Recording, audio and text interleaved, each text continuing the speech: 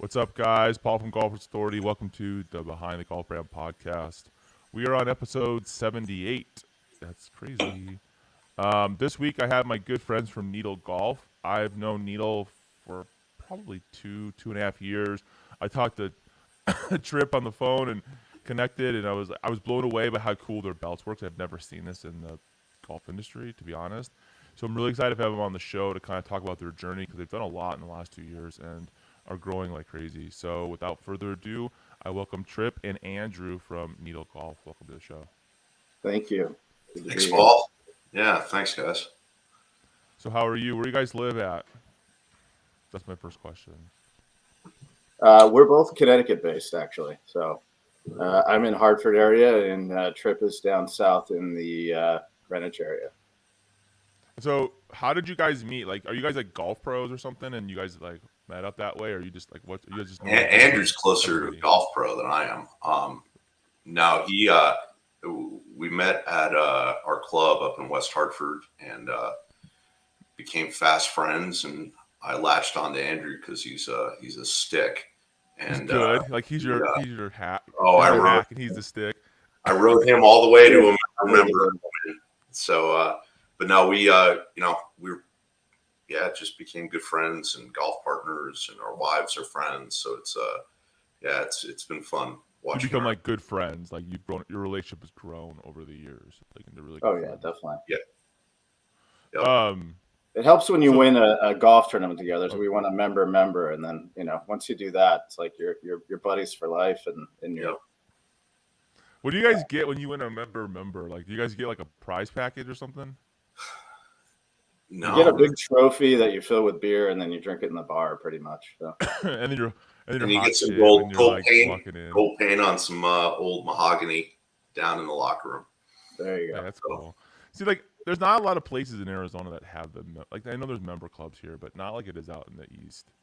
So it's like a little. We use so much good public golf out there that it's like, I mean, it's incredible the amount of golf that you have out there. We don't have that in the Northeast really that much, and so you're kind of, if you're a serious golfer, you really kind of have to join a club. What does it cost to join a club like out there? Like 20 grand, 15 grand, 10 grand, or just depends on the quality. That's highly variable depending on the type of club, and you have the Uber exclusive, which gets pretty expensive, and then on down the line, more or less, kind of like everywhere else, more or less. But I mean, I've seen like clubs like in LA area, and I had somebody on the show once, and I remembered a club, so I went and Googled the club after the show, and I looked at the buy-in. I was like, what the hell?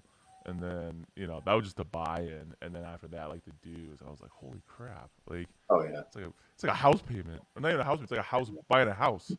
Well, the best part about Connecticut, I will say, in the Northeast, is that there are different levels all the way around, and they're all nice. So it's just really what you're into, whether you want a golf club or a full country club or things like that. But it's there are a lot of nice places that of different levels of investment that you can get into. So let's start with it. So what are your guys' background? Like, obviously, I mean, were you guys like, oh, we're belt makers, right? Like, I don't think that's true.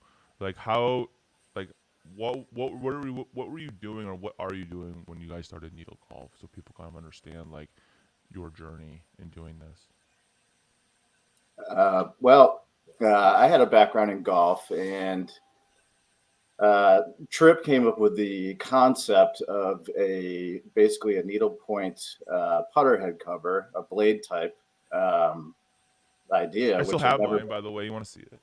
Hold on, keep on talking. I'm gonna show this. Oh, sure, yeah. And he approached me one day and just said, driver. Look on my daily bag. See? Oh, there you go. Yeah.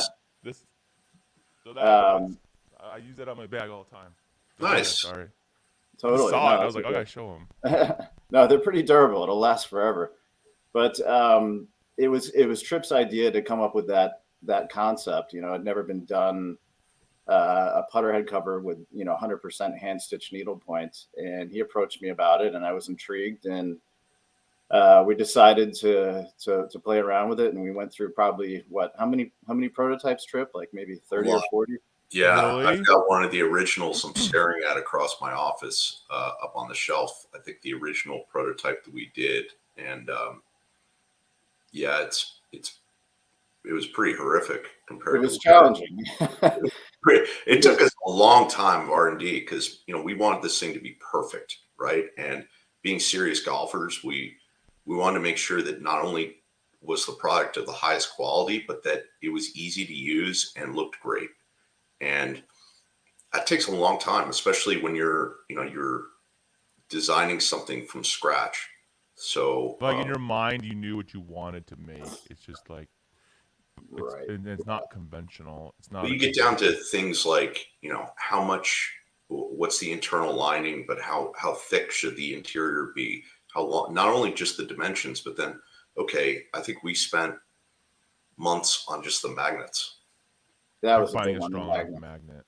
Yeah. Because Actually, you cool. get them either too strong and, you'd sit there and you'd be like, oh my God, or they'd be too weak, and that doesn't serve a purpose. And we magnets are definitely did not expensive want to go- too. They're not cheap. Like they're expensive. Right. We definitely did not want to go the Velcro route. So we wanted this to be, a premium product, but that was going to be performance driven. Yeah, it's like it would cheapen the product, right? It's really cool needlepoint thing, and also you have Velcro at the bottom. It's kind of like it kind of you want it all be uniform as the quality. Yeah. Exactly. Yeah. So So anyways, yeah. How many? So you went through how many prototypes before you actually came up with the first one? Like, would you say 30? I think at least 30 or 40. Yeah. I mean, it was back and forth, and then we had to the size and the shape we modified, and then to Trip's point, the magnets were a big challenge, trying to get the weight in the closure to be secure without being overly tight. And then also that, yeah. Then also too, when you're dealing with needlepoint, these are all hand stitched, right? So we're having to train our team on, which is done in Asia, on how to actually stitch it and be uniform within the tolerances, right? Because they have to be consistent in the quality and the It can be specification. all over the place. I mean, it's like art, right? So that took, we would get batches in and we'd go through them and be like, no. Mm-mm. So there was a lot of, whenever you start off, there was a lot of like kind of trial and error and the like. But yeah, we finally figured it out. So what year did you guys start the idea and actually say, hey, we're going to try to really do this? What year was that? 2017 was the beginning, and kind of in the fall of 16, and then we once we had the design right, I had the people that run the PGA show, who I have some friends there. They reached out to us and said, we really want you guys to come to the show. And we literally had one product, more or less, and we were kind of debating about it, like, should we do this? So they convinced us to come down, and we basically went down there with a bag full of samples and had a card table with some catalogs and pretty much launched with one product. And we were kind of half crazy, I guess. But the response was like through the roof. We were blown away. So we were like, okay, I think we have something here. And we got a number of orders out of the show, and we were kind of off and running from there. And then we just pretty much kind of expanded the product line, and the natural progression was from a blade putter head cover to a mallet, which was equally as difficult, probably harder, I think, even to design. And then we've just kind of grown it from there across the board. Yeah, I think that was the coolest part for me. I mean, I didn't know what the hell I was doing in the golf. Dude, anybody? I mean, seriously, man. And Andrew was like, all right, this is what to expect. And your partnership can last when you're like, when you're setting up at a card show, at at the show at a card table, and you're spending 14 hours a day there on your feet. You paid you're money to be exhausted. there. You're so tired at the end of the day that like all you want is like a beer and like a burger and just go to bed. And but it was such a learning experience for me, and I think what gave us kind of the incredible motivation to continue is that, we'd have these clubs, not just that everyone knows, but all sorts of people stopping by, seeing us and being like, wow, that's really cool. No one's done that before. And I think that's the cool thing about the PGA show is that if you have a good product, it doesn't matter where you are, like in terms of like the location in there. I mean, obviously it helps if you're in the center aisle, but you're going to get people's attention. And that gave us a lot of motivation. We're like, what else can we do? And that's where we, kind of really exploded from there. So, because here's, like, I've heard different things, right? Because some people go to the PGA show and they don't, like, they think they're gonna get their big break, right? And they don't, and they're all depressed. And then, but you're telling me, which I think is cool, because the opposite of the coin, because I haven't heard it, is that you did get the feedback you guys needed, and you did get the initial orders to really get it going, right? Because it was almost like a concentrated amount of people to actually give you feedback and say like, "Whoa, this is cool. We want to buy it," instead of rolling the dice and putting it on the internet and seeing and running ads and seeing if somebody likes it, right? Yeah, I mean, for us, in my background, I had a lot of contacts, which did help in the green grass, which is that's basically slang for pro shops and whatnot. But so it initially it was helpful to kind of get some information to those people. But that being said, that was preliminary. But once we got to the show and to Tripp's point, we had the people at the PGA show were great to give us a right on the aisle, kind of like a new product type location. Oh, that's cool. Like So buried like in the back, where like no one finds you. Yeah, no, we were basically right on the aisle on the entrance to the lunch area and Yeah, so we got everyone. Oh yeah, prime real estate. Oh yeah, Andrew's using his hookups right there. Yeah, like, so that was put useful. you by the bathroom in the back next to the whatever that Yeah, I think that was very helpful from a traffic standpoint, but also when you have something new and different, and that's what gets people's attention. Even the highest end pro shops in the country, they're always looking for something different. They don't want to be like the club down the street. So if you have something that's innovative, it's going to get people's attention, and if it's of high quality, then that's going to help even more. Which because they want a pro shop, even especially like the nicer pro shops want nice stuff, right? Exactly. Like, I feel like over the last couple of years, there's been a lot of brands. And I feel that like they overlook green grass because they're just so focused on online retail sales, and so it's like it's the old established way of doing business. And I think like the brands that are doing really well have gone back to doing both retail and putting it in green grass, than just doing online. Because I know people who like blew it up last year and they're only green grass. They had like a small website. They didn't do jack, but they had a lot of green grass. And I'm like, holy crap! Like that's because I think it's harder work, right? To like, I mean, seriously, you gotta establish a relationship with all these people and all these golf courses, and all this stuff. It's all work, right? It's a lot of work. It's easy to throw money at an ad on Facebook. Well, I think, yeah, and I think for us it was like, all right, where can we be good? And, Andrew had so many contacts in that realm that we said we knew that we had one product that worked, that was really good. And then we started getting feedback from the pro shops and getting a ton of traction. And they're like, do you guys do belts? Do you guys do this? Do you guys do that? And that's where we started really building the brand that way. So we built it with kind of our core competency of, hey, look, we've got cutting edge product that's really cool.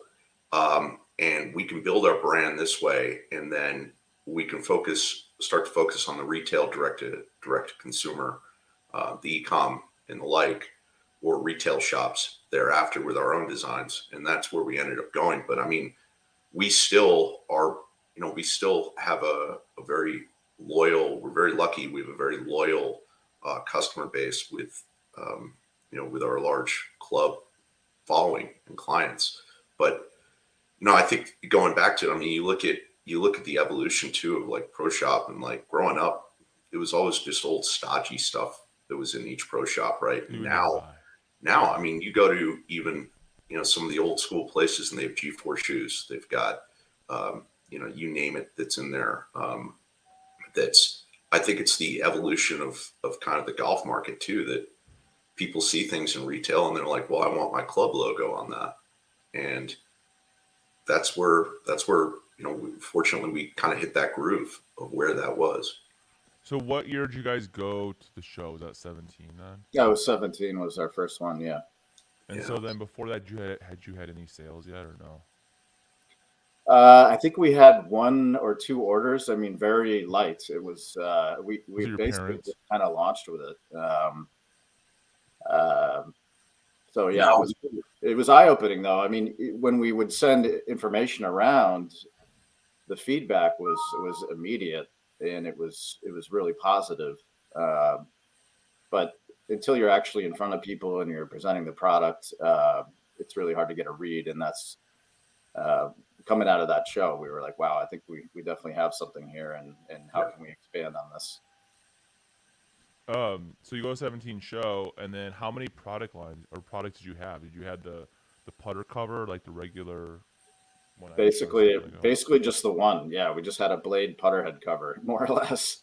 I mean, with aspirations to grow from there, and we had some ideas, but to Tripp's point, once we started establishing with the putter head covers, all of the our existing customers started asking us, well, what about this product? What about that one? And it opens the floodgates, and they give you guys ideas, right? That you were like, And also too, you know, we went into this kind of as a passion project. I mean, we have no investors. It's Andrew and me and our, you know, basically our wives.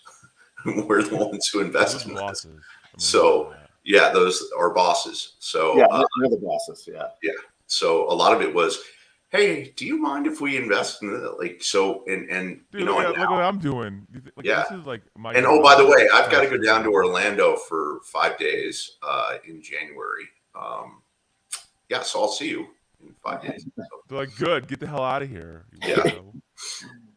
but And no, I it's want a great. ladies trip. I'm gonna go on a ladies trip. You're like, go ahead, it's fine. Yeah. I gotta get some brownie points. But I mean, I think that was the key thing. And then from there, it was natural to go from mallets to belts, key fobs, wallets. And I think the belts were really what really moved the needle for. I mean, the head covers were outstanding, and got us in the door and continue to get us in the door because they're different and they're high quality and the like and the performance. But we took belts and we said, how do we get something that we would want to wear? And, you know, that's really good looking, but rugged in terms of its durability, and it's not going to break, and you can wear it to, you know, for, you know, to a party, or you can wear it on the golf course. And I think there was a gap in the market there, and we jumped into that. So that was like your progression then. So it went like, what? So where was belts? I guess in that progression towards the end of that, where you're at now. But once you hit that was like it's like a rocket ship, right? You're like, now you're taking off. It was No one's ever because, seen it. well, frankly, once we proved that we could do head covers, the rest of the stuff is fairly easy. Yeah, right. And I mean, it's it's easy once you have your supply line and you're designing and everything. These are manufacturer and everything. Yeah, and so we started doing the belts, and you know, I think getting feedback on just the quality level was just unmatched. The buckle, the ends, the way the stitching was just unmatched. And so we took that and then really then started coming out with, you know, our catalog was expanding so fast that we were having trouble keeping up with like our you know, our sales teams with getting the latest and greatest product in the catalogs. So, you know, now then we did trucker hats, which no one does. We've got, Yeah, I just saw that in your site. I was like, that's new. I've never seen that before. and I think one of the cool things that we started getting, Andrew again had some good contacts in the press, like Golf Magazine, Golf Digest, Links Magazine, Golf Channel. You know, they did stuff on us. We started getting a lot of press, but we had the product to back it up, right? and then we started coming out with some of our own designs, and that really would appeal to, kind of the golf geek, if you will. And like we did template holes, which was probably one of our first big designs, which was based off of Seth Rayner and C.B. McDonald, and we did some of their template hole designs, and it was great because we were kids in the candy store with what we could do. And being golfers the way we are, we were like, hey, let's do this. Do you want to do, things like that? Like, I got prototypes sitting on my desk right now. This is a ball marker that we're going to be coming out with. Don't tell anyone, podcasters. Live stream right now on YouTube. That's a good point, Trip. I mean, that's the beauty of this, is that we're the brain trust at the same time, and we're just pretty much just nerd golfers. We love to play, and we're serious about. There's so the many game. tongue-in-cheek things that golfers only understand, that when you Absolutely, do it and they yeah. see it, they're like, "Oh, it's hilarious!" Like you have to explain it to somebody if they don't understand the game or the movies or whether it's saying. Caddyshack or of course. You know what I'm saying? And it's like, I was telling somebody, we did a Chubbs towel, and they're like, "Who's Chubbs?" And I was like, "Seriously, you know what Chubbs is?" Like, we have a Chubbs belt. You just did a Chubbs belt. That's so funny. Yeah. It's like you gotta. It just, I don't know. Do you find so? Like some of the designs you've done, like I just saw on your site, like.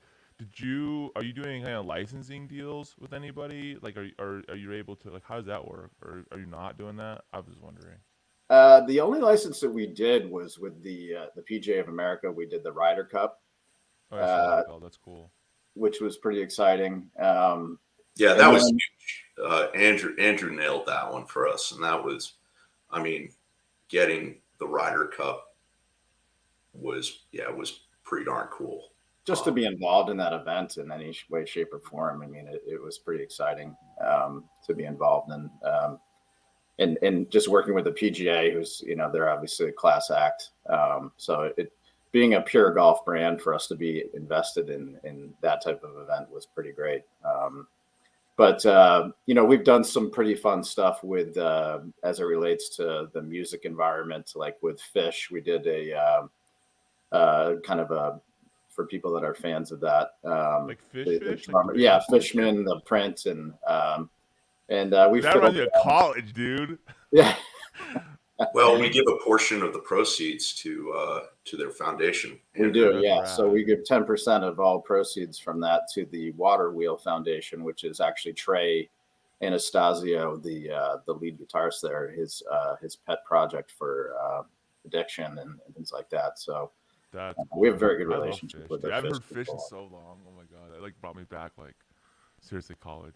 And we've got, we have different licensing deals that we do time. Like we've done the BMW Championship, PGA, and different universities, things like that. But you go through the whole process for licensing, like the whole process. Yeah. It's laborious, but certainly, you get it. People, you got to protect the brand and the trademark. So, did you have to patent anything you're doing, like your designs, or is that? We actually did explore patenting our original product. I was thinking about this, right? Because no one had done something like. I was just we almost did. We probably should have, because it was promptly. Ripped off, unfortunately, but we looked into it, but it's like, I mean, at the end of the day, we basically kind of determined, what, we're going to just go with it and do other products too, and it just wasn't really worth it. It's kind of like, what do you cost, right? It's a huge cost involved. It's cost, and then how do you really protect it? And you're going to really sue somebody. You have a huge ass war chest. I mean, right. Yeah, and where we focused on was obviously trademarking our brand, and you have to do that. If you don't do that, you're stupid. Right. And I tell a lot of brands, I'll talk to brands. I'm like, "Oh, did you trademark? Or did you copyright? Did you do this?" No. I'm like, "What are you doing?" Right. I can go write I can go make your logo right now and use it if I wanted to. I always wonder that. That's kind of the balance, right? Because you have a really cool product, but then the question is like the protection of that IP and the cost of that IP. And even if it is innovative, and yes, you can get a patent for it, and you spend a lot of money, on top of that, you better have the war chest to like defend it, right? Yeah. Because It could cost you, a fortune just to defend the patent with legal fees and all that stuff, obviously. So yeah, I mean, the big thing to your point is you protect your trademark and your all that stuff. that's low hanging fruit. It doesn't even cost that much money. You know, Right. like I mean, that's like and it takes a year. Like if you do a copy trademark, dude, that takes a year. I mean, from the moment you apply. Patent stuff is so tricky too, because then it's, it's how much of a change have they made in the product? Does it apply? And it's like, we're like, do we really want to go down that road of consistently trying to defend Spend that stuff? all your Do we wanna money and spend- time and energy. do we want to and spend you our keep time making more and innovating? more and more of these? Like that's. I mean, I have this conversation with brands all the time. Like that's the balance, right? Like Yeah. I wanna know spend one guy time who has like innovating. 7 patents on his one product, right? And The then goal for us is really just to kind of continue to innovate too. So it's like, I mean, Right. we have that in our portfolio, and it's still an unbelievably great product. But we're always thinking ahead in the sense that like, what can be the next thing? Like what? I mean, we could take anything. it's a and we race. could- It's really is a race, right? Like Yeah, that's what it is. absolutely. Like Yeah. you can stand back there and take your time and like figure it out, but then or not figure it out, but like do what you need to do legally, right? But then it's like you're Yeah. wasting so much time that you could be selling the new design of this and more of these other things, and it's like in 20 years from now, is that really going to matter? That's a good play if you decide to sell your brand at some point and somebody wants that IP, but it's like really, Right. Yeah. Yeah. I mean, for us, it's about creativity and, yeah, what's the fun part of it, like not the BS. Right. Absolutely. Right. Yeah. Like I mean, you guys are creative as hell. I mean, there's no doubt about that. No, Thank you. Yeah. thanks. We Try try. to be different.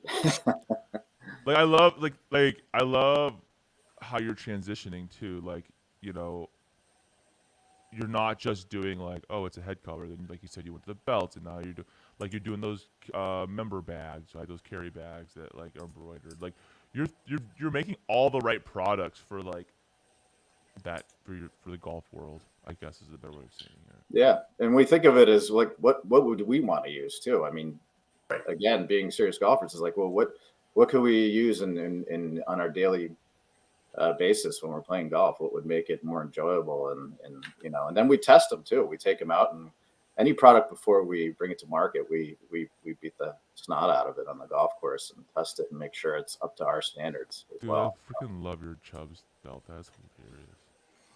Oh, we can probably get you one. I gotta show you my Chubbs towel. I'll show you at the show. My Chubbs towel is sick. It's funnier now.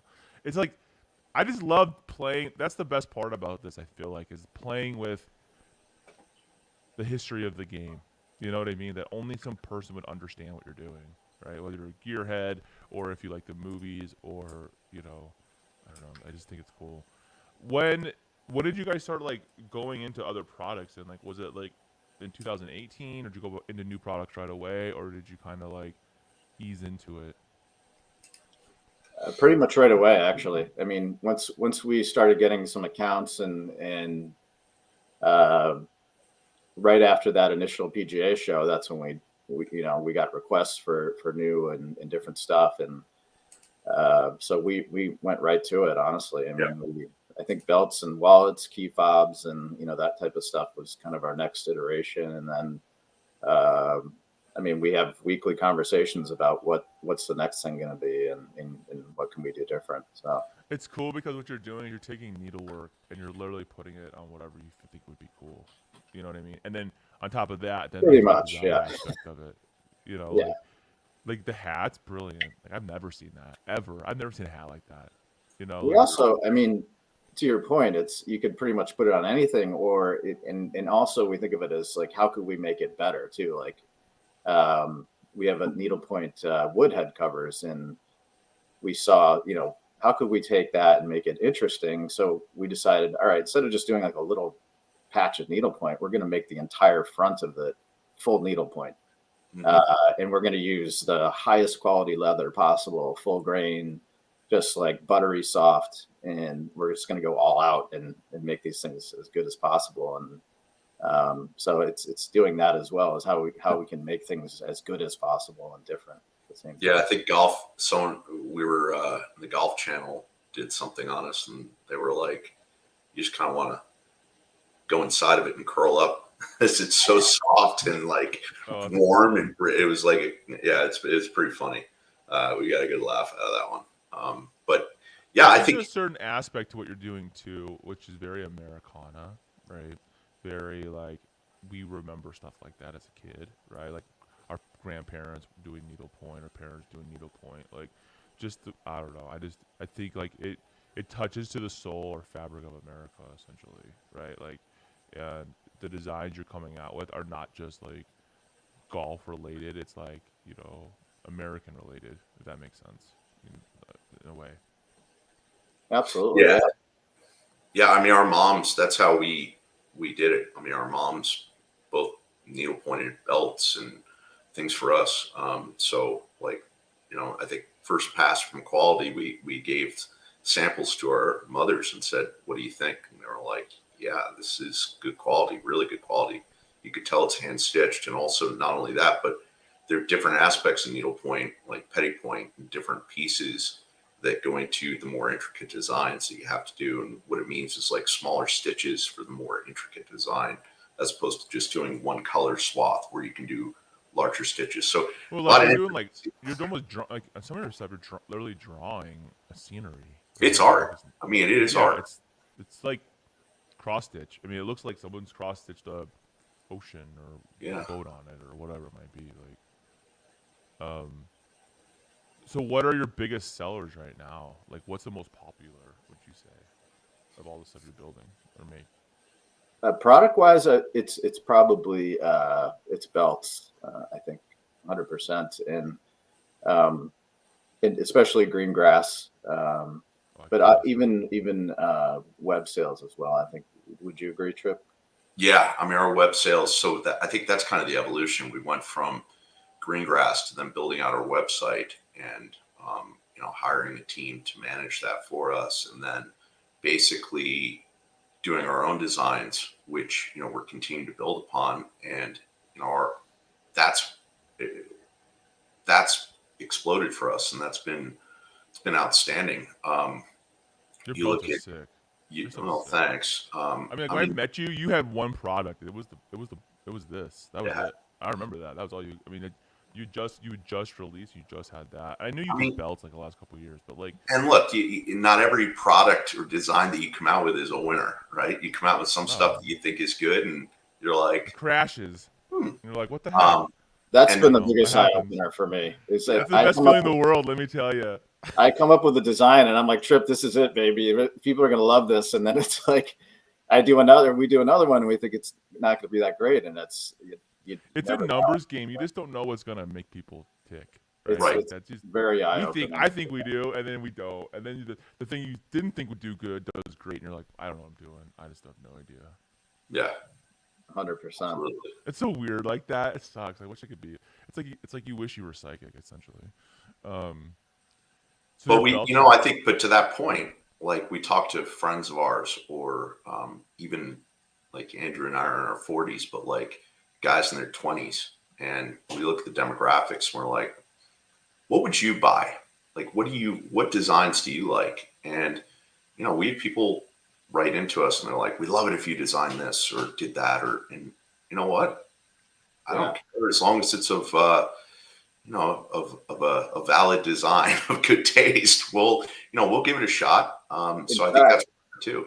Would you do like a limited run once you have an idea? You don't go make 1,000 of them, right? You probably do a limited run to see if they're any good. Do people really like that design, right? And if they do, it's like, okay, cool, let's make more. Is that how you guys do it, or do you just build like, like your MOQ, like you don't make. And that's kind of my background. My background's more in the operational side, so I cringe if we're going to take on huge inventory. So I think we've done it such that we do the test runs. We see how I hate that feeling, dude. how they work. When you do a test run, you think it's like you have to do whatever the MOQ is, and then it's like it's still a big swing, right? I mean, it's still a chunk of change.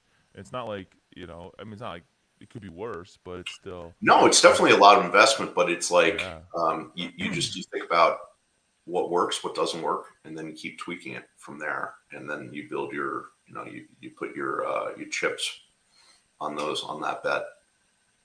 Yeah, and I think that's the key, right? Like, and it's probably allows you to be nimble enough so that you guys can come up with new designs, test the water, say if people like it. All right, cool. Then that's gonna be part of our catalog essentially. If it's not, then we'll just they'll fade away, right? Like, and we'll rinse and repeat. And I think that's what gives you the advantage over the much larger companies, right? Because they're just it's different. Yeah, definitely. So what's new for you guys this year? Like, what's coming out? You got anything? You said the ball marker, which you kind of showed, might be coming out. But Yep. what else? Like, is that or is there anything else? Or are you guys continuing what you're working on already, and new designs essentially? So I think we have a number of new designs that continue to come out. We also are working on other iterations of headwear that will be coming out. You should make a beanie, dude. And then that's my idea. and- To put down right now. yeah, I think we also just different types of styles of our head covers that we'll be coming out with. And then yeah, it's really just what we see that we want to use. And there are times when Andrew and I look at something, we're like, well, I personally would never use it, but I see a lot of people using it, so yeah, let's go down. So things that are more practical in the use, but also I think one of the coolest things that we've come out with are children's wear. So we came out with children's belts and hats. So I have 2 little boys, and they love our. We did a belt for zoo animals, a belt for construction trucks, and little performance hats for them. And I think that's where you start to see your demographics change, because now we're starting to get really people who aren't necessarily golfers who are buying our stuff, which is especially like if grandma sees it or grandpa sees it and it's at a pro shop. And you got like, it. Oh, that's cool. I'm gonna get that for Billy, right, or whatever. Mm-hmm. And they would.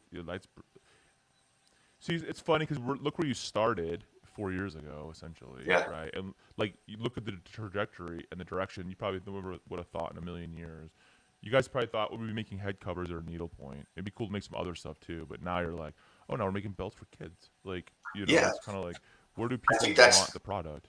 I think that's the thing too, is that there's so much. I mean, we've been really lucky. Obviously, worked our butts off, but there's so much opportunity now that it's a matter of the time investment and how you continue to scale up in that regard.